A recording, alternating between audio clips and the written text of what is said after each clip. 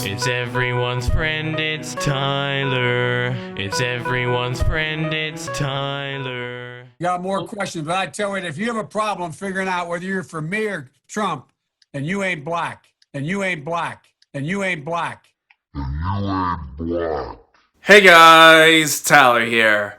Everybody knows that Joe Biden is pretty much the biggest anti-racist president to ever exist. You see, his policy definitely helps out minorities and people of color, and he always seems to demonstrate just how anti-racist he is by showing everybody else that he is actually the true anti-racist activist in chief. So for this video, we're gonna demonstrate just how anti-racist, how wonderful our new president truly is.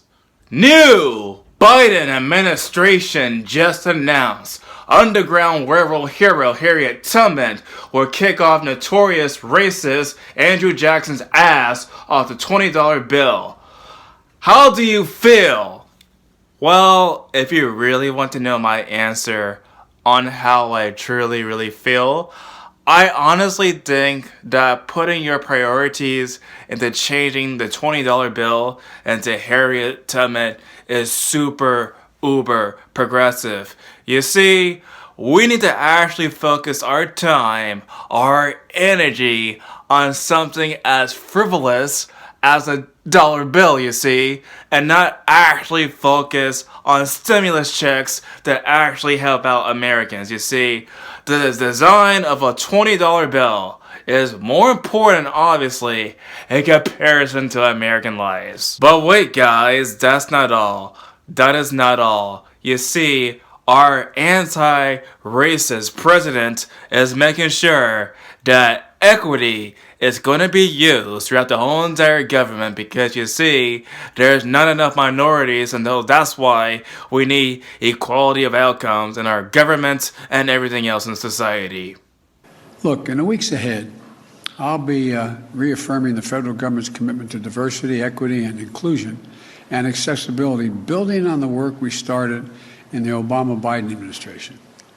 That's why I'm rescinding the previous administration's harmful ban on diversity and sensitivity training and abolish the offensive counterfactual 1776 Commission. Unity and healing must begin with understanding and truth, not ignorance and lies. Unity and healing. Unity and healing. Unity and healing. Critical race theory is totally based upon science and evidence, Mr. Joe Biden. You see, the idea that somehow black people can't be racist, that's, based upon the science, you see, and not all white people apparently have this sort of white privilege, and so that's also just based upon the science. Ho, ho, ho, ho!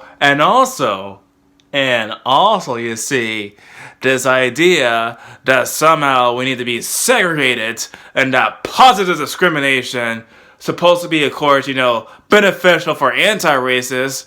Yeah, those ideas are really good. We should definitely have the ideas of white fragility in our training for governments, for our schools, and everything else. We need the ideas of how to be an anti-racist, you see. That way, we can truly unify the whole entire United States.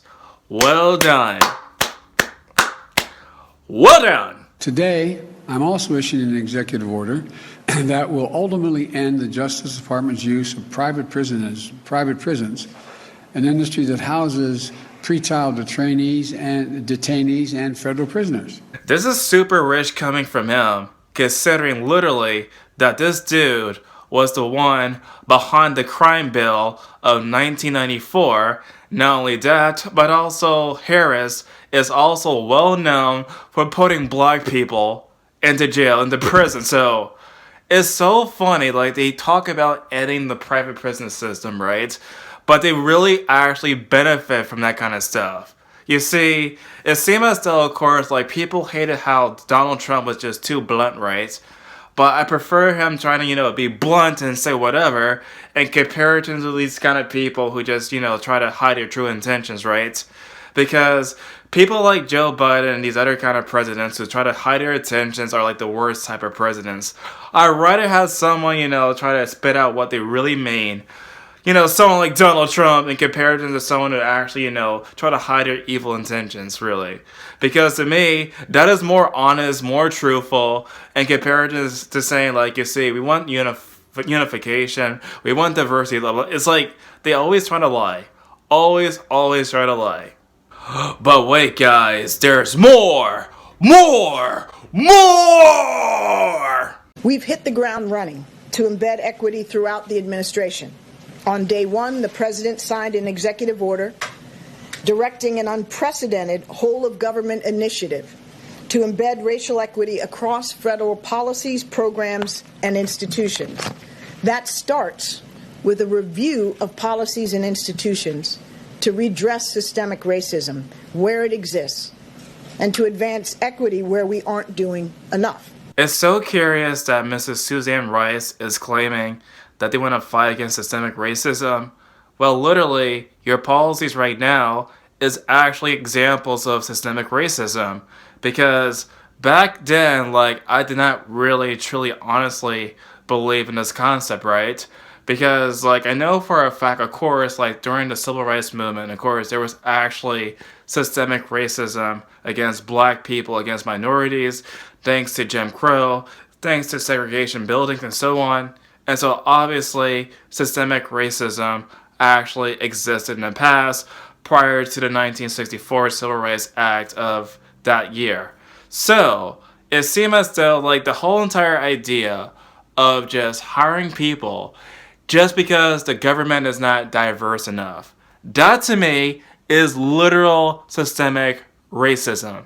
Because, in my mindset at least, if you're going to hire somebody, you have to hire them based upon their qualifications. You don't hire a person just because they're black, just because they're white or whatever. The most important thing is actually their qualifications. Not their race, not la raza, no.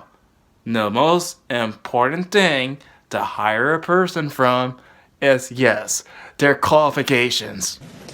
Every agency will place equity at the core of their public engagement. That wording is a bit, vague to me. Like, when he started to say that, of course, government agencies should put equity above everything else, that's, like, super crazy. Super crazy. Let's take, for example, if somebody works at the Department of Treasury, right? The whole entire objective about the Department of Treasury, right, is just money. The whole entire objective for the White House is to run the whole entire country and so on, right? So I would think that the objective to actually serve the people is actually more important than how many people you have are black or white or whatever.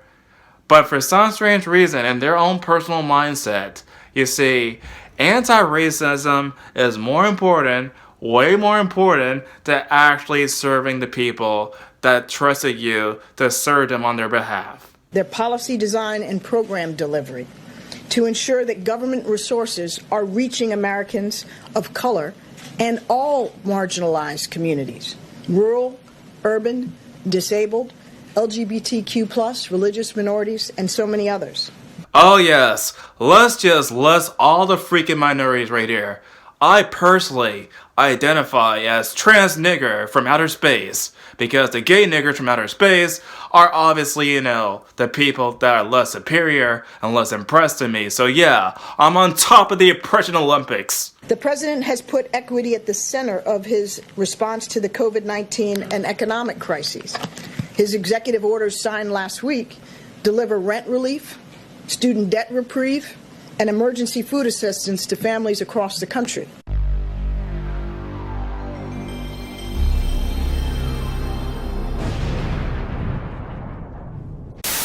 It's everyone's friend, it's Tyler. He's your only black friend, so he's your best black friend. I wouldn't trade him for another black friend, because black friends are rare as you should be aware. He smiles like Richard Pryor, so just sit and stare. It's everyone's friend, it's Tyler. It's everyone's friend, it's Tyler. It's everyone's friend, it's Tyler. Hey guys! Oh, no! What the heck is this? What in the heck is this? Now stand still. Stand still. Perfect. No. Just stand still. Why is it not standing still? Why?